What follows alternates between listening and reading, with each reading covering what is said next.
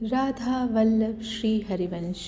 मैं ब्रज आशा लता जी और मेरे इस चैनल में आप सभी लोगों का हार्दिक स्वागत है। तो आज का प्रवचन तारीख 16/12/2023, भक्ति का फल अनन्यता, अनन्यता का अद्भुत परिणाम। यदि आप धर्म एवं कर्तव्य से नहीं चलते तो जानिए। तो आज का मेरा कैचिंग पॉइंट है दीनता और अनन्यता। तो श्री महाराज जी बोलते हैं कि उपासक की उपासना परिपक्व अवस्था को तभी प्राप्त होती है जब सांगोपांग उपासना हो। ध्रुवदास जी महाराज कहते हैं, ताके भाग को कहा कहनो, जो अनन्य हो गया उसके भाग्य की क्या सराहना की जाए। क्योंकि प्रभु तो सर्व रूपों में विराजमान है, पर सर्व स्वरूपों में प्रेम नहीं होता। प्रेम एक में होता है, सर्व रूपों में उन्हीं का भाव रहता है। प्रबोधानंद जी महाराज बता रहे हैं, मेरी बात मान लो, मूढ़ता मत करो। शीघ्र गुरुदेव की कृपा से एक नाम में, एक रूप में, लीला में, धाम में, एक आराध्य देव में अपने चित्त को समर्पित कर दो, विश्राम मिल जाएगा। सर्वदेव उपासना कर रहे हैं, वंदनीय है, पर यहाँ प्रेम की बात हो रही है। प्रीति में दो बातें होती हैं, एक अपने में असमर्थता, परम दैन्यता, और दूसरा आराध्य देव के प्रति पूर्ण अनन्यता। इसी से प्रेम का रंग चढ़ता है। प्रथम भाव दैन्यता, उसी के ऊपर सब भाव विराजमान है, चाहे वो दासत्व, सख्य, वात्सल्य, सखी, सहचरी, ये सब दैन्य के ऊपर विराजमान है। अगर दैन्य नहीं तो भगवत भाव नहीं आ सकता। आपकी साधारण भक्ति चल रही है माना, पर भाव देश में आपका प्रवेश नहीं हो सकता। और जहाँ दैन्य हुआ, आराध्य देव की अनन्यता जागृत हुई, बस हो गया। यहीं से दिव्य लीलाओं का प्रादुर्भाव होता है। उसी के हृदय में दर्शन तो बहुत छोटी सी बात है। हर समय प्रिया प्रियतम उसके हृदय में खेलते हैं। यहाँ पे आगे श्री महाराज जी उपमन्यु जी का उदाहरण देते हैं कि छोटे से ये ऋषि के बालक हैं और अपनी माँ से दूध मांगते हैं, और फिर माँ जो है वो शिव जी की उपासना के लिए बता देती हैं। तो वो बहुत कठोर तपस्या करते हैं। फिर शिव जी इंद्र बन के आते हैं उनके पास, और फिर यहाँ पे अनन्यता का एग्जाम्पल दे रहे हैं श्री महाराज जी। और फिर वो बोलते हैं कि भाई तुमको हम तो ये दे देंगे, वो दे देंगे। तो वो बोलते हैं कि भाई हमको कुछ नहीं चाहिए, मेरे को तो शिव जी का कोई स्वान ही बना दे, कुत्ता बना दे तो काफ़ी है, हमको और कुछ नहीं चाहिए, है ना। तब फिर इंद्र के रूप में शिव जी वहाँ पे थे ही थे। तो फिर वो बोलते हैं कि वो अपनी जो है, मतलब शिव जी जो है वो खुद की जैसे ऐसी जैसे निंदा एक तरीके से, कि शिव तो जो है वो चिता के भस्म में लगाता है और मुंड की माला पहनता है, आदि आदि ये सब बताने लग गए।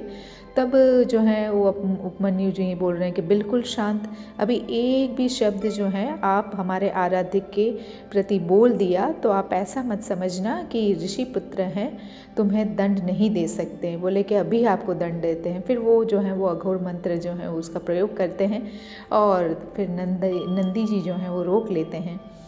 तो फिर महर्षि शंकर भगवान जो बोलते हैं कि आज से तुम्हें एक क्षीरसागर से दूध आएगा तुम्हारे लिए, और वरदान की फिर वो झड़ी लगा देते हैं।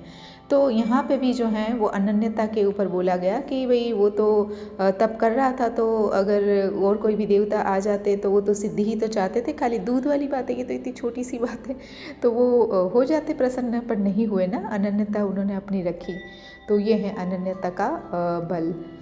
तो श्री महाराज जी आगे बताते हैं कि ये अनन्यता से जहाँ कहीं भी पाया गया, अनन्यता से, जैसे फिर पार्वती माता का भी उदाहरण श्री महाराज जी ने दिया आगे, है ना, मीरा जी का भी दिया। तो आगे श्री महाराज जी बोलते हैं कि अगर अनन्यता नहीं तो अध्यात्म की ऊंचाइयों पर नहीं चढ़ा जा सकता।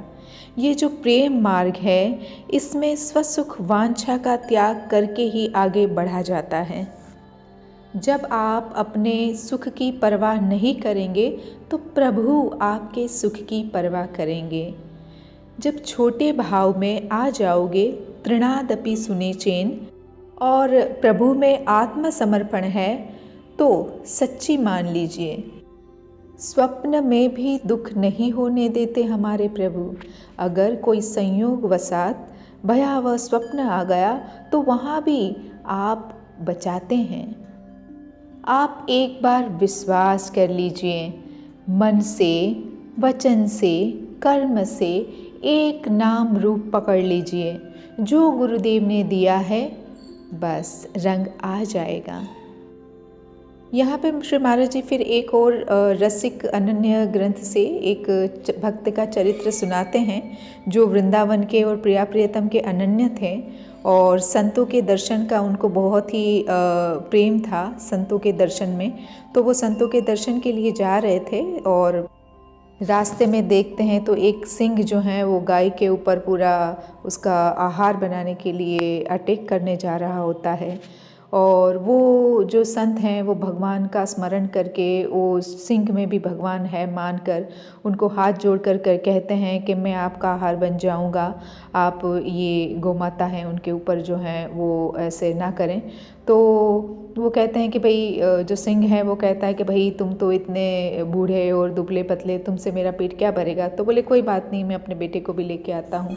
और जब बेटे से पूछा तो बेटा भी देखिए उसका जवाब कैसा है कि पिताजी ये तो मेरे जन्म लेने का परम लाभ हो गया कि आपकी आज्ञा का पालन होगा, और दूसरा गौ माता की रक्षा के लिए अपने प्राणों का बलिदान। और फिर दोनों पिता पुत्र जो हैं वो सिंह के पास आ जाते हैं और सिंह जो गर्जना करता है वो दोनों बैठ जाते हैं और बोलते हैं कि बस आप अब अपना भक्षण कीजिए, गर्जना ना करें।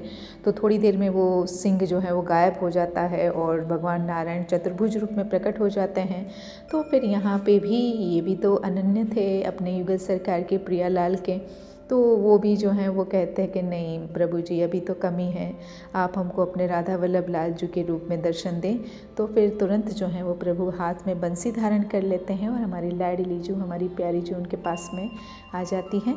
तो ये भी यहाँ पे बहुत ही सुंदर अनन्यता का एग्जाम्पल श्री महाराज जी ने हमको दिया। तो आगे श्री महाराज जी बोलते हैं कि अपने आराध्य देव के प्रति अनन्यता ये बहुत दुर्लभ बात है। फिर आगे महाराज जी जो हैं ये सर्दी गर्मी और प्रतिकूल अनुकूल और जो कुछ भी कैसा भी वातावरण, कैसी भी चीज़ें शरीर में कैसी भी तकलीफ़ क्यों ना हो, पर कभी भी जो सही साधक हैं वो अपनी दिनचर्या जो है वो कभी बदलते नहीं हैं, इसके बारे में बहुत अच्छा समझा रहे हैं। तो वो आप उसको कंटिन्यूसली आगे वहाँ पे सुन सकते हैं। मेरा जो टीचिंग पॉइंट है ये यहाँ पे मैं इसको विराम दूँगी और फिर कल हम फिर से एक नए पॉइंट के साथ, एक नई स्पीच के साथ मिलते हैं। तब तक के लिए thank you so much. Radha Vallabh Shri Harivansh.